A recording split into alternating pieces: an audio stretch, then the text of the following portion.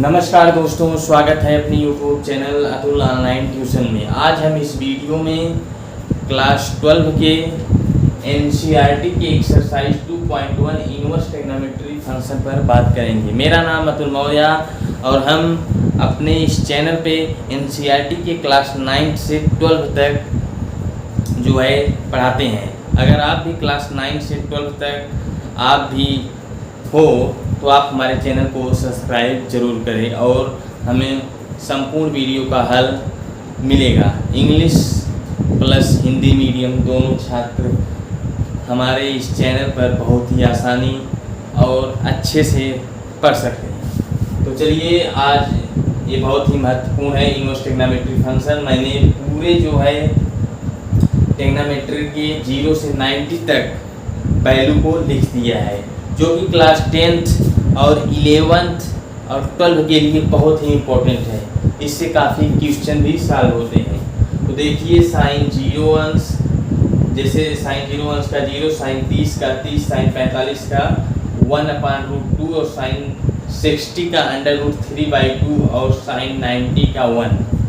यहाँ पर सब जो वैल्यू दिया गया है, अगर हम पूरा न याद रखें फिर भी साइन और कास की वैल्यू से हम पूरे वैल्यू को हल कर सकते हैं।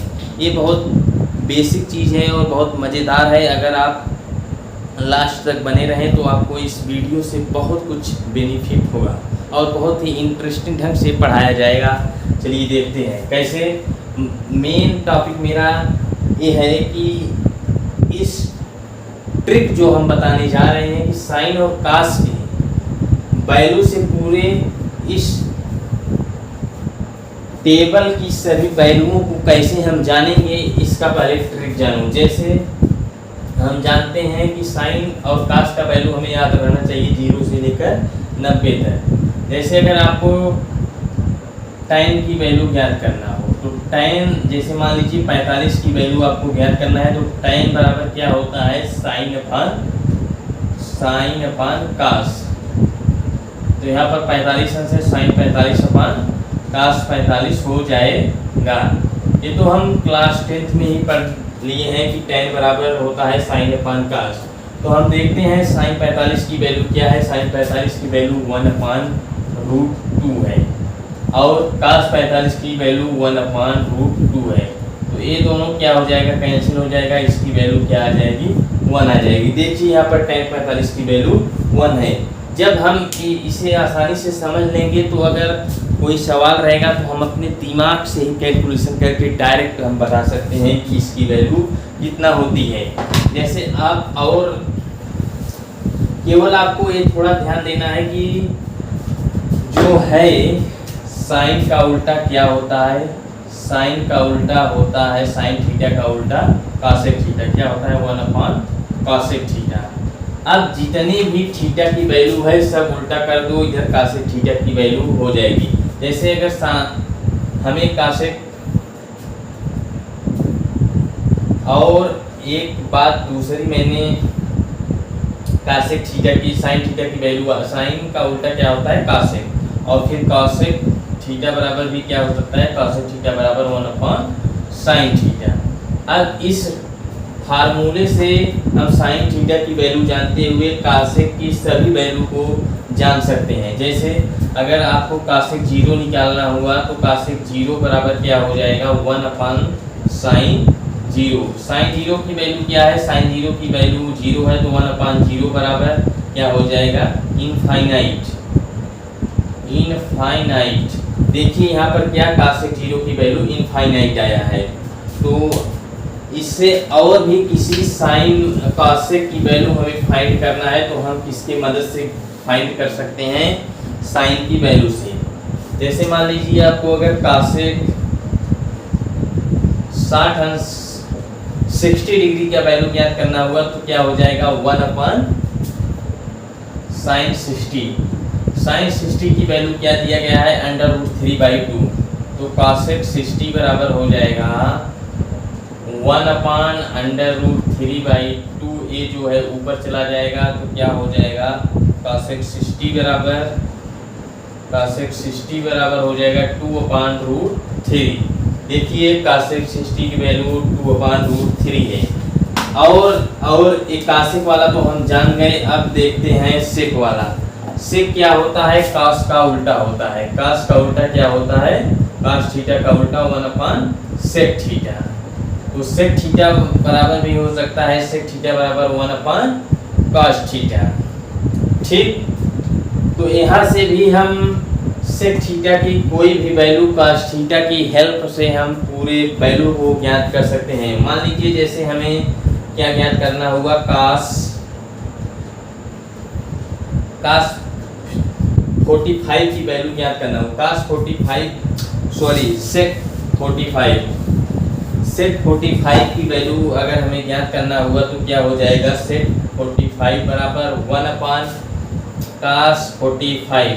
काश 45 की वैल्यू 1/√2 क्या होगा? √2 ऊपर चला जाएगा तो इसकी वैल्यू क्या आ जाएगी? √2। ठीक, आशा करता हूँ कि बहुत आसानी ढंग से इसमें हम बता रहा हूँ, आपको समझ में भी आ रहा होगा। चलिए अब tan और cot बाकी है, tan और cot पर भी हम बात कर लेते हैं। क्या होता है? cot बराबर हम क्लास 10th में ही पढ़ चुके हैं। cot थीटा बराबर होता है काश थीटा अपॉन साइन थीटा। अगर मान लीजिए हमें cot, मान लीजिए जैसे हमें 60 अंश की वैल्यू ज्ञात करना है, cot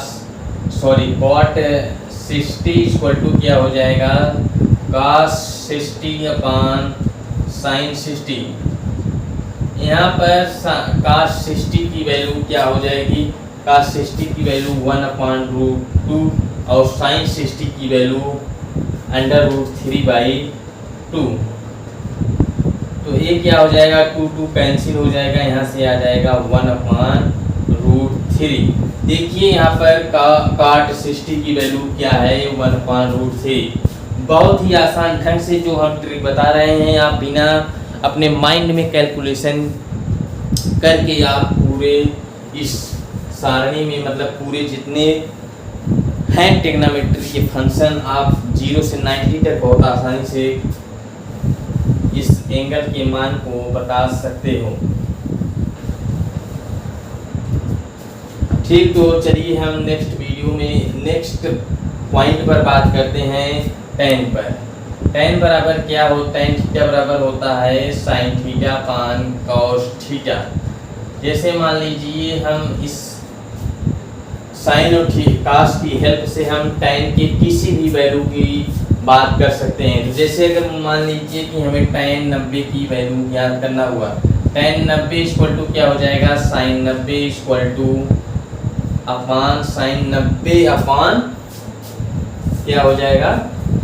cos 90। साइन 90 की वैल्यू क्या होती है? 1 और cos 90 की वैल्यू होती है 0। तो यहाँ से 1/0 क्या हो जाएगा? इनफाइनाइट। यहाँ से tan 90 की वैल्यू बहुत ही आसानी से आ गई।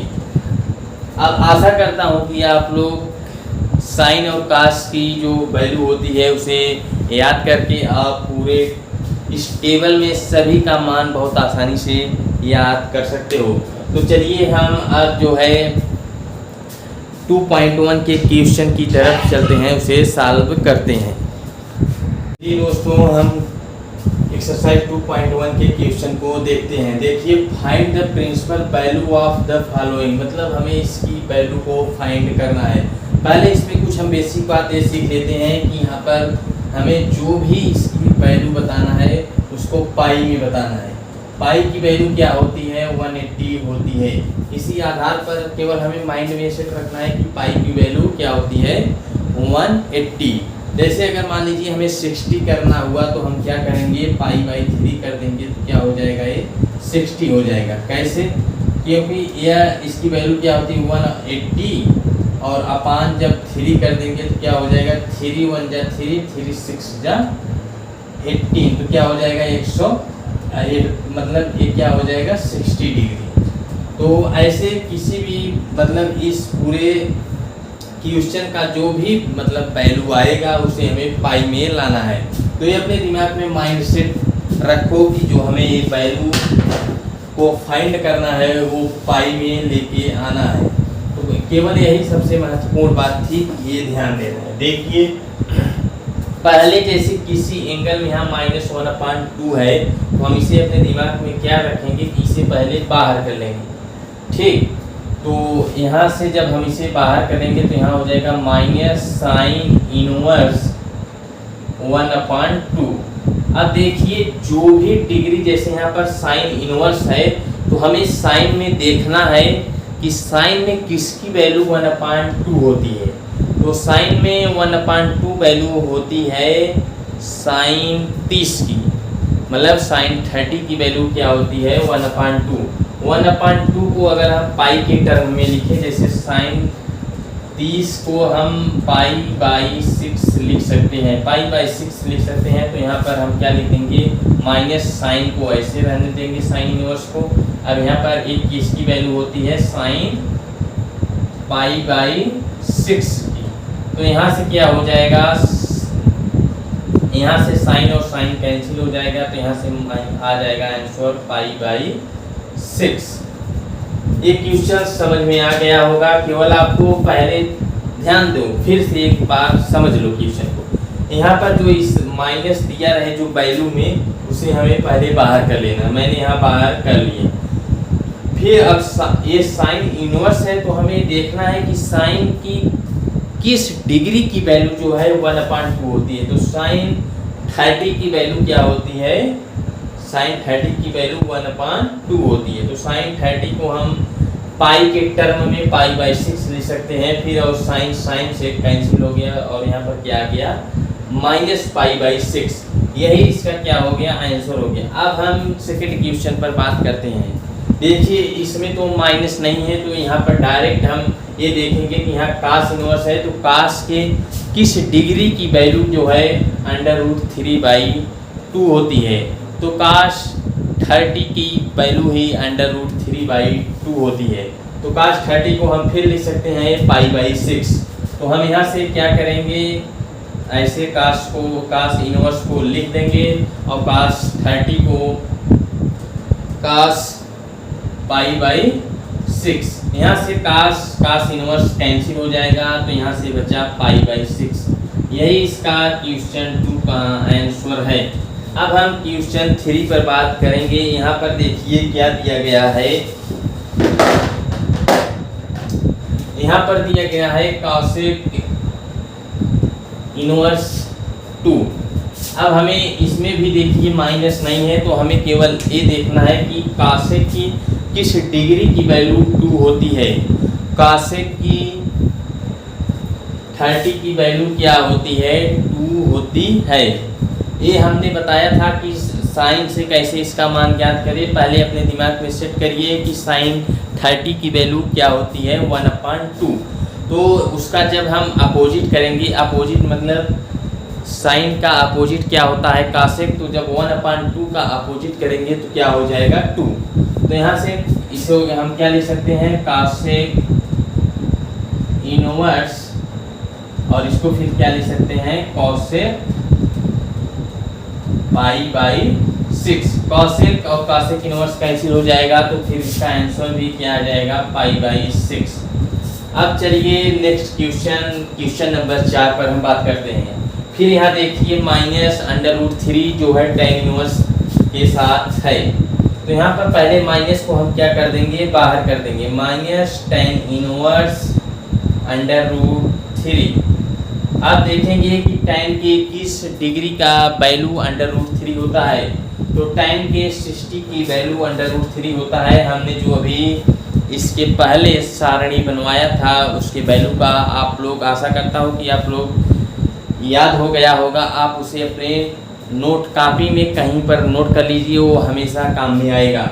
तो यहाँ पर क्या हो जाएगा -tan इनवर्स, फिर tan 60 को हम क्या लिख सकते हैं, tan 60 को लिख सकते हैं π/3। जैसे 180/3 को लिख सकते हैं, 180 को लिख सकते हैं पाई, और इसको लिख सकते हैं 3 पाई। ये हो जाएगा 60 की वैल्यू हो जाएगी π/3। अगर यहाँ से कोई कंफ्यूजन हो तो यहाँ पर हम लिखते हैं π/3। ठीक, तो यहाँ से tan और tan कैंसिल हो जाएगा, फिर ये क्या हो जाएगा, इसकी आंसर क्या आ जाएगी π/3।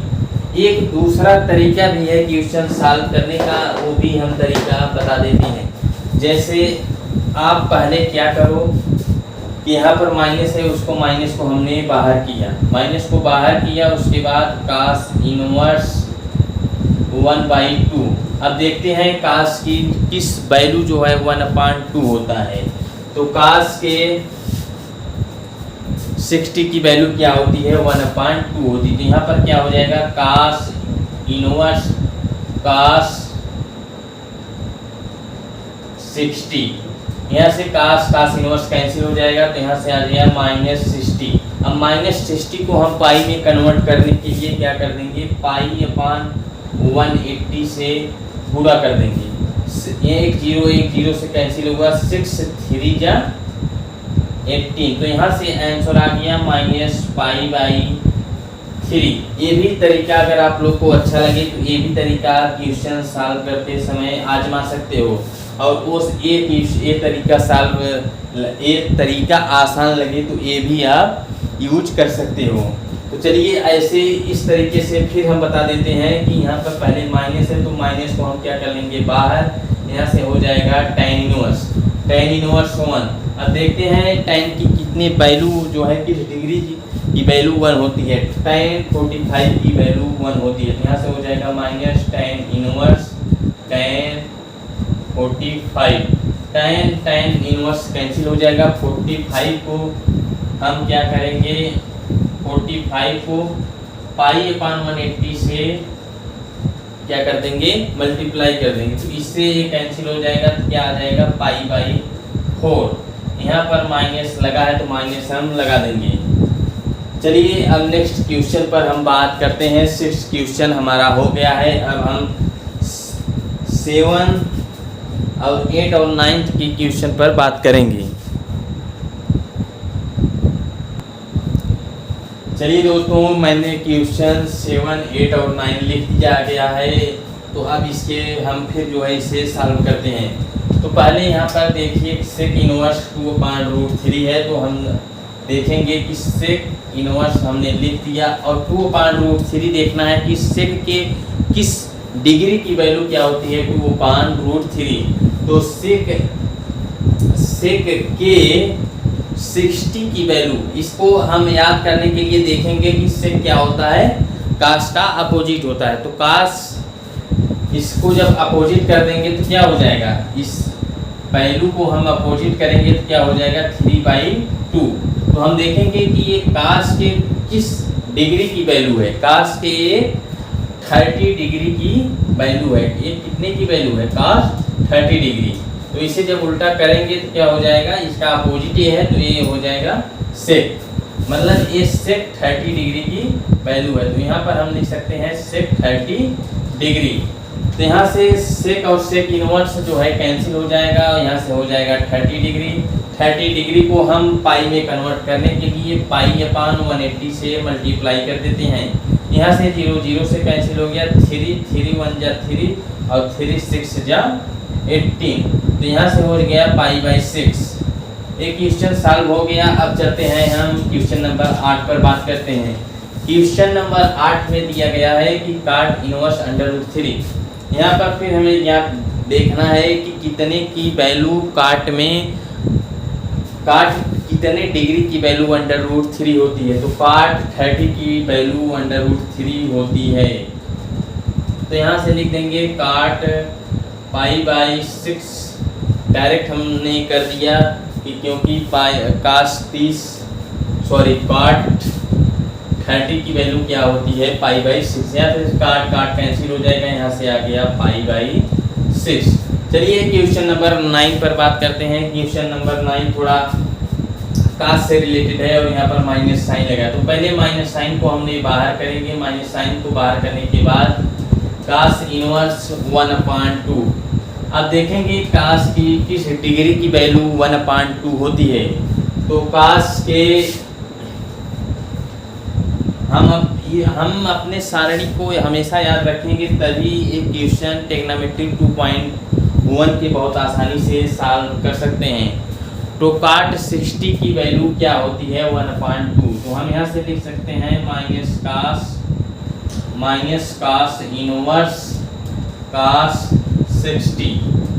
तो यहाँ से कास इनवर्स कैंसिल हो जाएगा और यहाँ से -60 आ जाएगा। इसको पाई में कन्वर्ट करने के लिए पाई अपान 180 से मल्टीप्लाई कर देंगे। यहाँ से 0 0 कैंसिल, 6 1 जा 6, 6 3 जा 13। तो यहाँ से आंसर आ गया π/3।